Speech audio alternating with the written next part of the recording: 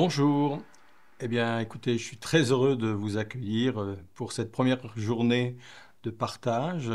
On est parti pour plusieurs jours de jeûne et prière et je suis sûr que ce sont des temps qui seront autant bénis pour vous que pour moi ou pour l'Église parce que ce sont des temps enrichissants que Dieu a prévus pour chacun d'entre nous. On a donné à nos thématiques du matin le titre de Voir grand. C'est assez large, mais je pense qu'il y a des choses à découvrir dans notre relation avec Dieu au travers de cette thématique. Mon titre d'aujourd'hui est le suivant, Sortons de nos tentes. Je vais développer un principe assez simple, c'est que avant que Dieu élargisse nos vies, il commence toujours par élargir notre vision. Je répète parce que c'est un principe extrêmement important. Il veut certes élargir nos projets, élargir nos vies, mais pour arriver à cela, il commence par élargir notre vision. Un texte de base pour nous lancer dans cet échange, Genèse 15, verset 5, ça concerne Abraham.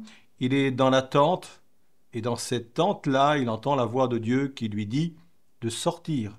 Il est dit, après l'avoir conduit dehors, Dieu dit, regarde vers le ciel et compte les étoiles si tu peux les compter, tellement elles étaient nombreuses.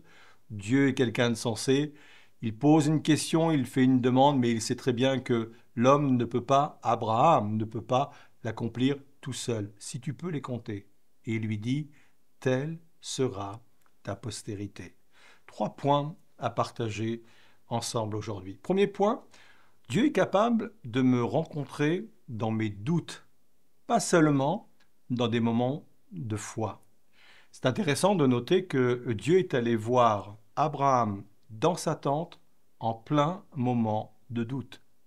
Vous connaissez sans doute comme moi la promesse d'avoir un enfant, un héritier, une postérité. Et au moment où Dieu le rencontre là, dans cette tente-là, il n'y a rien de tout cela. Aucune promesse n'est réalisée. Et on voit bien, Abraham doute, il se pose des questions, il pose des questions à Dieu, il n'est pas au meilleur de sa forme, il n'est pas au meilleur de sa foi, et pourtant, c'est le moment que Dieu choisit pour aller le rencontrer dans sa tente.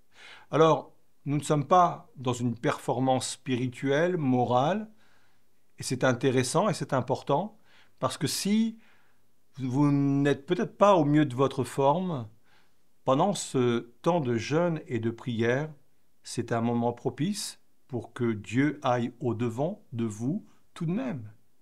Et je pense que c'est même le meilleur moment pour que Dieu vienne au-devant de vous et au-devant de moi-même. Ça, c'est le premier point. Le deuxième point, c'est en sortant de la tente que l'on élargit notre propre vision.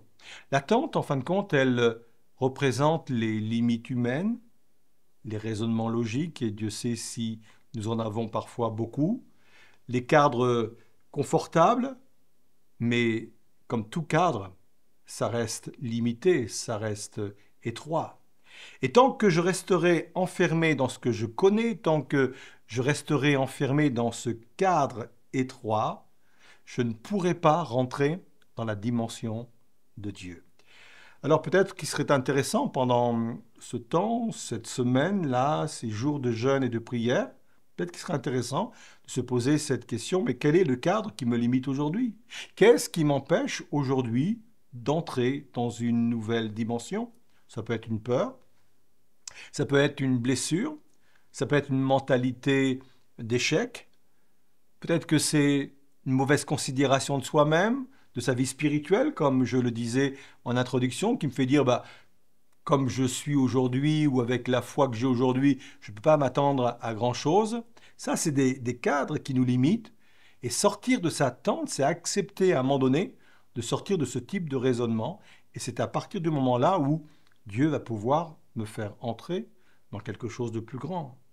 Et troisième point également, c'est en regardant le ciel que l'on adopte les perspectives du ciel. Tant que on est dans la tente, la vision est limitée, on voit une toile, peu importe la couleur, on est peut-être focalisé sur la couleur de la toile, mais ça ne va pas nous emmener bien loin. On sort de la tente et quand on regarde le ciel, c'est une perspective nouvelle qui s'ouvre à nous. Regarder le ciel, c'est avoir une communion avec Dieu. Regarder le ciel, c'est avoir une communion avec sa parole, parce que sa parole est vraiment un chant qui nous ouvre le cœur de Dieu, les possibilités de Dieu, les plans de Dieu. C'est ça, en fin de compte, regarder au ciel. Et vraiment, c'est une invitation pour ces jours-là. Vraiment, Seigneur, donne-moi de te regarder comme je devrais te regarder. Donne-moi de regarder ta parole comme je devrais la regarder. Donne-moi de regarder, de considérer tes plans comme toi-même tu les vois pour moi. Alors, ma question en forme de conclusion, ça serait la suivante. Quelle est ma vision étoilée? Quand Abraham a regardé le ciel, il a eu une vision étoilée. C'était au-delà de sa pensée. Lui, il voulait un enfant. Dieu lui donne carrément une descendance, et pas simplement une descendance humaine, une descendance spirituelle. Dieu l'emmène, le conduit au-delà de ce qu'il pouvait lui-même imaginer ou rêver. Alors oui, ma question, je la répète, quelle est ma vision étoilée? Quel est mon rêve étoilé? Ça peut être un appel, ça peut être une promesse peut-être oubliée ou une promesse qui tarde. Ça peut être une vocation enterrée, ça peut être une sortie d'une situation compliquée, ça peut être la conversion de quelqu'un, je ne sais. Mais Dieu nous invite en fin de compte à avoir des rêves étoilés, à avoir une vision étoilée comme Abraham a pu l'avoir. Dieu me dit aujourd'hui, ce que je vais faire pour toi, c'est quelque chose qui va te dépasser. Et j'aime quand Dieu va dire à Abraham, si tu peux compter les étoiles. Ça veut dire que Dieu lui-même sait que ce qu'il nous présente, ce qu'il va nous proposer, on ne peut pas le compter, on ne peut pas le calculer, on ne peut pas le contrôler. Ça nous dépasse tellement. Et c'est là où le pas de la foi est nécessaire. Et là, c'est vraiment ma dernière conclusion. Forcément, ça nous appelle à un pas de foi. Et tout au long de cette semaine de jeûne et de prière, je vous encourage à vous renforcer dans votre foi, à faire le pas de la foi. Même si vous le faites en tremblant, ce pas-là, faites-le. C'est le meilleur moyen d'entrer pleinement dans les projets de Dieu. Les projets de Dieu nous dépassent forcément. C'est quelque chose qu'on ne peut pas compter, c'est quelque chose qu'on ne peut pas contrôler. Abraham ne pouvait pas compter, contrôler les étoiles. Mais puisque ça vient de Dieu, je veux y entrer avec foi. Quelle belle promesse, quelle belle perspective pour les jours à venir. Et j'en suis sûr, Dieu va vous accompagner, il va vous prendre par la main. Je ne sais pas s'il a pris par la main Abraham pour le faire sortir de la tente, mais je ne serais pas étonné qu'il l'ait fait ou qu'il est capable de le faire pour nous. Peut-être que tout au long de cette semaine, il va vous prendre par la main, il va vous sortir de la tente et vous allez contempler la gloire de Dieu. Alors oui, on est béni de vivre cette réalité. Je suis béni que vous puissiez également la vivre. Je vous dis à très bientôt, peut-être pour discuter et parler de ce que le Seigneur aura fait pendant ce temps de jeûne et prière pour vous. Que Dieu soit béni.